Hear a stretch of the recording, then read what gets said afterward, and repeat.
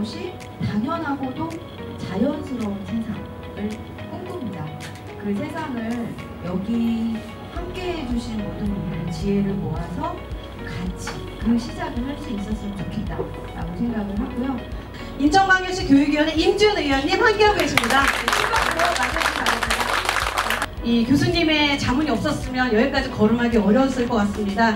전두엽 프리즘 백현주 박사님 큰 박수로 맞이하겠습니다.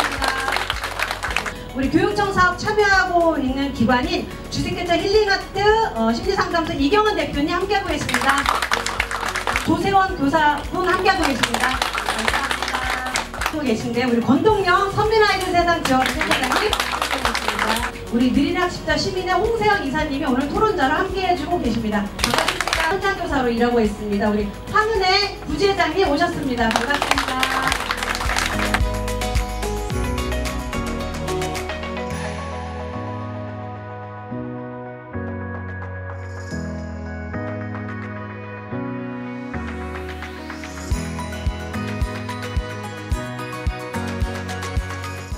인천시가 정말 선도 모델이 되려면 구조적으로 아동 청소년을 도울 수 있는 시스템과 그리고 이 전문가를 양성하는 시스템, 그래서 이 전문가 슈퍼비전, 그러니까 동료 슈퍼비전도 학습 동아리 활동도 계속 이루어지고, 그리고 이 전문가의 슈퍼비전과 역량 강화가 계속 진행되는 이런 제도적인 틀이 필요하다고. 조례 갖고는 안 된다, 입법으로 법률로서 만들어 달라, 이런 움직임이 있거든요. 제대로 되는 선도 모델이 없다는 겁니다. 그래서 선도 모델 인천이라고 했는데 인천시 조례를 뜯어봤거든요. 이미 조례 안에 담겨 있더라고요. 학생지원 조례 2022년 통과된 걸 보면 실태 파악하게 되어 있고요. 검사 시행하게 되어 있고요. 교재 개발 학습 프로그램 지원하게 되어 있습니다. 2023년인데 인천시에서 아직 이런 체계를 갖추고 있지 않으니 이제는 좀 이런 체계를 어떻게 갖춰서 지원을 할 건가 이야기를 나눌 때가 아닌가. 4년 전과 다르게 많은 입법 조례들이 생겼고 또 인식도 굉장히 많이 바뀌고 있습니다. 올해 4월에 국회에서 지원 법률안이 발의가 됐고, 사실 법률안이 통과된다고 하면 전국적으로 이런 지원 시스템 마련이 불가피하고 저희는 그걸 조금 먼저 준비해보자 이렇게 제안을 드리는 겁니다. 센터에서는 아동 지원을 위한 수업 환경을 제공하고 아동의 관리를 같이 해주고 계십니다.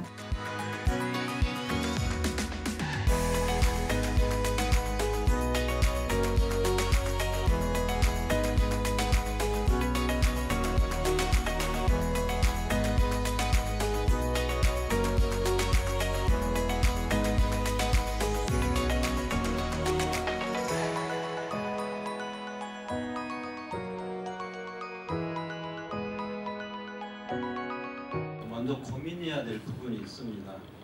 바로 실질적으로 현재 지원하는 교육청에서 지원하는 경제성 지능에 대한 숫자입니다. 통계 추정치가 13.6%로 이렇게 나와 있더라고요. 초등학교 학생들이 4월 기준으로 했을 때 15만 4천 명입니다. 약 2만 명 정도, 22년도에 163명 정도, 예산이 한 2억 3천 정도, 그리고 2023년도에 239명, 약 3억 2천 정도를 지원하는 걸로 제가 자료상으로 확인했습니다. 그렇다면은 우리 인천시교육청에서 기본적인 통계 수치보다도 훨씬 더 못 미치고 있지 않나 이런 생각을 해보고, 가까운 곳이 이제 학교인데 교육청 내에 센터를 설립을 해서 거기서 전문 인력도 양성을 하고 쓸 때 부모님들이 걱정을 끼치지 않도록 하는 게 우리 교육청에서 우선적으로 해야 된다. 교육청에서는 센터를 설립하는 것에 대해서는 굉장히 고민이 많은 것 같습니다. 센터 설립에 대한 것은 우리 교육청에서 세부 계획을 수립을 해서 보고를 해달라는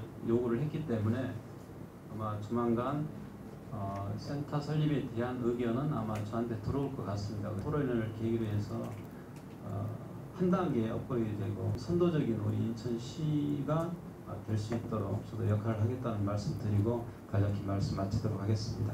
네, 저희 교육청에서 진행하는 사업은 일단 선별검사를 1차적으로 진행을 하고요.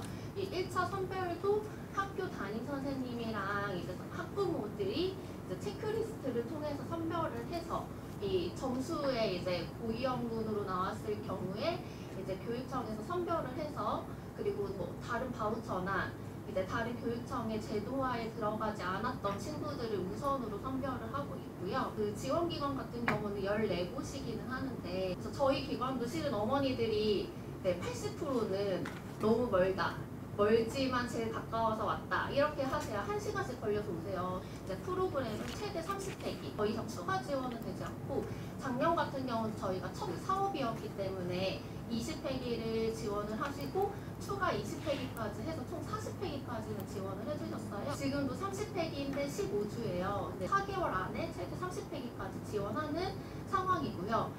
그래서 1년 지원으로 알고 계시는데 일단은 4개월 지원 사업이고요. 저는 이 부분이 좀 많이 변화되어야 되지 않을까. 앞으로 인천시에서 뭔가 경계선지능학습 아이들, 부모, 교사들까지 뭔가 체계적으로 만들어가는 시간이 앞으로 이제 시작이 되어야 되지 않을까라는 생각이 듭니다. 저한테. 근데 저는 느린학습자 경계성 지능 학생에 대해서 작년에 그렇게 잘 몰랐던 것 같아요. 그다음에 저희 반에 그 2명 정도 친구가 느린학습자로 이제 좀 생각이 된다 해서 저랑 이제 얘기를 좀 했었거든요. 그 2명 중에 1명 부모님한테는 이제 말씀을 드렸는데 그 어머님은 이제 완곡히 거절을 하셨어요. 검사에 대해서. 그러니까 이게 참 교사로서 되게 어려운 지점이 이 부분이에요. 그러니까 또 저학년이기도 해서 뭔가 아이의 사실 가능성이 사실 큰 나이잖아요. 근데 교사가 이제 이 전화를 드리면 사실 저도 불편하고 그 순간은 어머니도 되게 불편한 순간이에요. 되게 학교 안에서 1차적으로 굉장히 많이 도움이 되지 않을까? 라는 생각을 좀 많이 했습니다. 인천시 안에서 검사 받을 수 있는 곳이 많지 않은 데다가 길병원 같은 종합병원에 문의했을 때 검사 비용 70만 원 들어간다고 얘기했고요. 청년기에 이런 고민들이 많이 해소가 될 건데 그때부터 이런 지원이 없었다는 거죠. 지금 청년이 돼서 경계선지능 진단 받겠습니다라고 하는데 청년들은 진단 받을 수 있는 기관이 없고요. 그 진단 비용이 지금도 아무리 적게 40만 원 정도의 비용을 갖고 있어야 되는데 직장 생활을 하지 않는 청년이 일시로 40만 원을 마련하기가 좀 쉽지가 않습니다. 인천시 교육조례 아까 말씀드리셨지만 저희가 작년에 여러 조례 놓고 분석을 해본 적이 있어요. 가장 완벽한 조례다. 이것만 시행됐으면 좋겠다. 그리고 다른 지역에도 이거를 따라서 만들어달라고 우리 강력히 주장하자. 경계선 지능 아동을 위한 사업이 절실히 필요하지 않나. 이 과정을 통해서 오히려 점프할 수 있는 기회가 되지 않나. 정말 너무 멋진 거예요. 작은 어떤 지원으로 굉장한 지금 성과를 이루고 있다고 저는 봐요. 이게 지속적으로 된다면은 앞으로 우리 초등학교를 졸업할 때, 중학교 올라갈 때쯤이면 우리 아이들이 거의 어떤 곳에서든지 사회성이라든가 정서적인 그 기본적인 거는 능히할 수 있는 친구들이 되지 않을까 그렇게 생각합니다. 정말 현장에서 만난 아이들이 어떤 성과가 있는지 이런 것들 굉장히 궁금하실 것 같아요. 저는 현장 교사를 대표해서 저희 전담 인력이 반드시 양성이 돼야 된다라고 하는 이런 부분들을 제안을 드리려고 합니다. 굉장히 공감을 하실 거라고 생각을 해요. 전문 인력이 반드시 필요하다라고 하는 것. 이 경계선지능 아이들의 변화가 센터에서 이런 교육을 못 받고 있는, 체계적인 교육을 못 받고 있는 다른 아이들한테까지도 영향을 미쳐서 공부는 해야 되는 거구나, 나답게 봐는 좋은 거구나, 저기 들어가니까 아이가 변하네, 이런 결과를 얻어내고 인식의 변화도 얻게 되고 이렇게 되었거든요. 현장 교사는 아이들의 인지뿐만이 아니라 정서도 함께 다루고 있다는 점. 이 정서는 지속적으로 전문적인 교육과 훈련을 받아야만 하는 특별한 역량이 필요한 역량이라는 것. 그래서 현장 교사는 매월 역량 교육을 받고 또 저희 자체적으로 연구 모임이라든지 자조 모임 이런 것들을 통해서 아동 성공 사례를 공유하면서 더 좋은 교수법이 무엇이 있는지 선생님들께 서로 공부하고 더 나은 선생님이 되려고 고민하고 있다는 것. 그래서 우선적으로 경계성지능 아동만을 전담해 지원하는 전문 인력 양성이 반드시 필요하다고, 이 제도와 사업 안에서 이런 부분이 반드시 보장이 되었으면 좋겠다라고 제안을 하는 바입니다. 반드시 이 사업 제도와 안에 전담 인력을 양성하는 저희 선생님들의 상시 보용을 보장하는 이러한 제도가 같이 있어야 된다라고 저는 다시 한번 말씀을 드리고 싶습니다. 자, 경계선 지능아동 지원사업 제도화 하나, 둘, 셋! 화이팅!